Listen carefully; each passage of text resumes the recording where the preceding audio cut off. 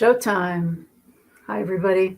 Welcome. I'm Judy, and I've got Sandy and Sara here with me again today. And we're just so excited that this group is growing. And self-esteem is such an important topic, self-love, self-esteem. And it's amazing that more of us don't get taught this by family or teachers or whoever, but we're really glad you're here. Today, we wanted to talk about self-care, and it's about giving ourselves some kindness, I guess is a good way to start. Maybe you'd say just some kindness, because we get taught that we're less than, we're not good enough, and we don't match the models, we don't have the right this or that, and it's just not true. It's just not true. Our innate energy state is one that we're born with of pure love and full potential. Mm-hmm. So it's messed up that we get told otherwise. And in my opinion, we need to begin by saying some kind things to ourselves and return to that place that we already are. So I know we've got some different ideas here to share. And I was just out watering my new little seedlings. Now I live in the high desert of Oregon, and that means we're at high altitude, but the word desert is also really sandy, powdery soil. And I've never been a huge gardener, but now I want to learn, and I've sort of picked the hardest environment you can think of to grow anything. But I spent the last 3 months growing these little seedlings, mostly flowers, and I put them in the ground, and I realized that I'm caring for them like they're my little babies, you know? Yeah. And then I just thought, why is it so much easier for us to give care to other things than to ourselves? Do you guys have some thoughts on that? Yeah, definitely. I think, self-care is important, especially for growing your self-esteem, because essentially what it's doing is it's reminding yourself and other people that your needs matter. And this is something we seem to forget. We get held up in life, working so hard as we do, trying to raise a family, and, we kind of neglect ourselves. But in actual fact, our needs matter, and self-care is so important. And it doesn't mean you have to do extravagant things all the time. It just simply means, what could just make you happier today? What do you need? Whether that's peace and quiet, whether that's something which makes your heart and soul smile. Do you know what I mean? Whether it's something you enjoy, whether it's a conversation, whether it's just having a cup of tea with nice music on and no one's disturbing you. Do you know what I mean? It's what do you need? And it's so, so important. I think we think self-care, it gets put to the bottom of the list quite a lot when we think about self-esteem. I think, we think about, okay, our beliefs and how we should talk to ourselves and all these things. And I think self-care gets put at the bottom of the list, but it actually should be really high up there because it's so important. You're telling yourself that you matter. Mm-hmm. And when you act with that, it's really beneficial. Mm-hmm. I know one thing that I always tell my clients is to put yourself at the top of the list. If you're a list maker, you should be number one on the list. Yeah. And that means whatever you do, and meditating or standing in silence is a glorious way to rejuvenate. You sit there, you clear your mind, you don't think about anything bad or anything good. You just sit there and just be. And sometimes that's what brings me the most peace, is just sitting and doing nothing. Not thinking, I have a very active frontal lobe that just will not stop sometimes. And it's hard for me to do that, but I listen, I breathe, and I just focus on my breathing and do that. And that helps me. But one other thing that I do, and a lot of people don't think this goes with self-care, is to journal. And when you journal, it does a couple of things for you. It documents your accomplishments of the day. It documents the good things. And that can even boost your self-esteem when you're, going back and you look and you say, oh, look what I did. I really did something, so it makes you feel good. It makes you creative, and creativity can make you happy. Mm-hmm. And that's a proven fact. It'll make you happy. It also can release the negative things that you've felt throughout the day. And it doesn't have to be anything elaborate. It doesn't have to be, 5 pages long. It could be just sentences or bullet points. The thing is, you have to start somewhere. And if you're creative like Judy is and grows seedlings, or you can be quiet and just sit, listen to music, whatever you can, that will release the stress. And stress is such a killer these days. Mm-hmm. Sara, it's just horrid. Yeah, definitely. And it's important we focus on other relationships, but the relationship with ourselves is, as you say, the most important one. I think for me, what I do, one of my self-care rituals is I buy myself fresh roses every week for my home. And because I love fresh pink roses, so every Friday I'll go and buy myself a new bunch, and it makes me happy. And I'm treating myself. What you do doesn't have to be expensive, doesn't have to cost a lot.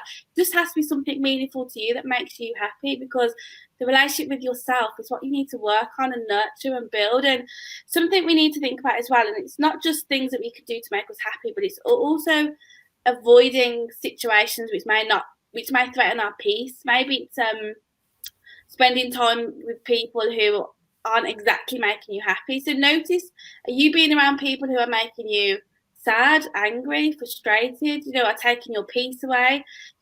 Self-care is about avoiding people who kind of make you unhappy as well, So it's very, very important for us to really think about this and do this. And I definitely journal as well. Journal for me has been absolutely amazing. And sometimes when, like the other week, actually, I felt like I needed to get a lot of things out, but I didn't want to sit and write. So I got a voice note on my phone and I just spoke to the phone.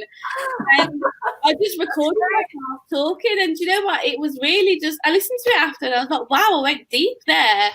And it's just because, it helped me, and it is really, really beneficial to get all these feelings out, So journaling is really, really a good thing as well. Yeah, I would definitely recommend that. That's a great idea. I also very much enjoy moving meditation, which I'd call, what I teach is Qigong. And the Qi part of the word is our life force, and the Gong is actually the practice, taking the time to practice. And I like your scheduling idea, Sandy, where you put, even on a Google Calendar, put your name in big letters at the top. And even if there's productivity data that shows we are so much more productive if we work for 50 minutes and then take actually 10 minutes of the hour and go play our guitar, go for a walk in the, around the block and look at nature.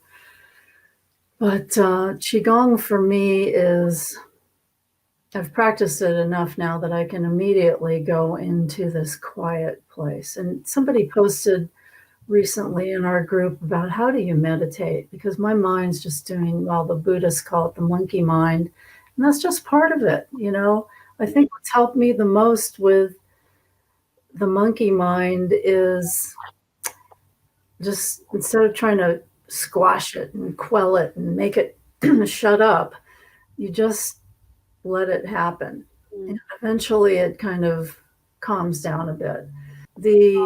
The part of, for me, just listening, I think you just said that, Sandy, where you're just listening rather than trying to quiet the mind, but just go into this place of, okay, this is the 10 minutes I've got. I'm just going to listen. And you can do that while you're moving too. And there are certain moves that help with certain emotions in Qigong.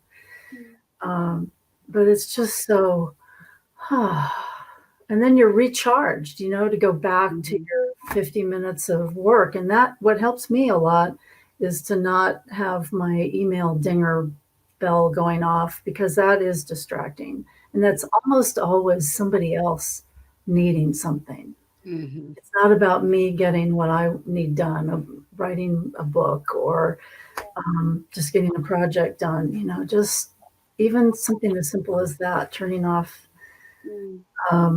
the phone ringer dinger thing, and being focused. It's kind to ourselves to do that.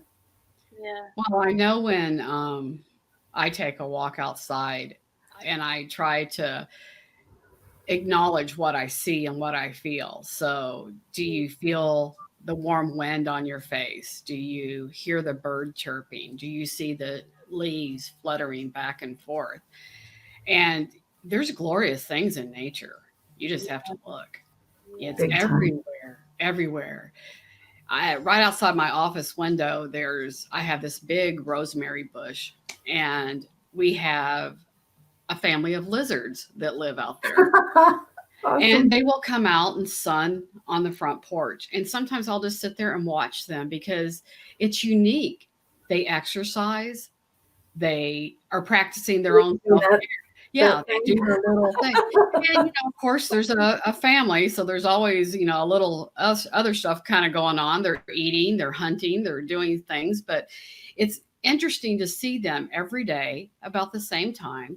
They come out and sun themselves. They're rejuvenating themselves. They're trying to be the best little lizard they can be. They're reminding us to do the same. Yeah, and it's kind of like, okay, well, I guess I need to take a break. And so I'll take a break and, kind of just watch them. And it's interesting the things that you can see if you truly look and you truly listen, the things that you can hear. And it's amazing. You just need to go out and be. That's the only thing. It's be present where you are. So I've been a major doer my whole life, and it sounds like maybe you have, Sandy, as well. Sara, do you feel like you've accomplished a lot by doing? Yes. Yeah, well, the masculine. I've got lists and I'm all, but and I have to feel like I'm in control of what I've got to do. And very much a doer. Well, it's just awesome to balance it out with that quiet time you're talking about, and give our nervous systems a break, because the world has just got a lot going on right now. A lot of it's negative, and yet I've been around long enough to see that it's also turning, that things are more positive if you look for it as well. And that helps me stay centered and not worry so much about what's going on out there. Really, just self-care, I think, is about taking care of not just our bodies, but our inside, mindset and thoughts, and calming them and all that good stuff. Yeah. Anything else you guys wanted to say? Start putting yourself first, because you matter. That's the main thing, the main message. You are important. Your needs matter. So just start asking yourself, what can I do that's going to make me a little bit happy today? What can I do that's for me? What do I need right now? So you've got to do it and put yourself first. And also, it might be a little bit uncomfortable, because there are many women watching this who feel like, my kids have to come first, my family, my husband, everything has to come first. And for those people who struggle, you have to really just take control and say, no, this is for me. I need this, and feel confident in your decision, and just put yourself first. And the more you do it, the easier it's going to be. Because now I always do things which make me happy. I love the do not disturb button, and I'm always trying to be present and, asking, okay, what do I need right now? So the more you do it, the more comfortable it's going to get. So yeah, definitely. Asking yourself what you need right now. Great question. You can't, the old saying, you can't pour from an empty cup, and you can't. You have to refill yourself, refuel, rejuvenate. And I love the quote that says, the most important relationship you have is with yourself. And you have to understand, you can't be present for everybody you need to be present for if you're not present for yourself. And that's why it's important to make yourself a priority. I agree. Completely. Wonderful. Thank you both. It's such a pleasure, as always. This is one of the things I love to do, is be on our group live and talking with these two amazing women. Again, feel free to be in touch with us. That's what we're here for. That's why we want to put this live broadcast out on a regular basis. And we appreciate your being here. So thank you both. Bye-bye. Bye. See you.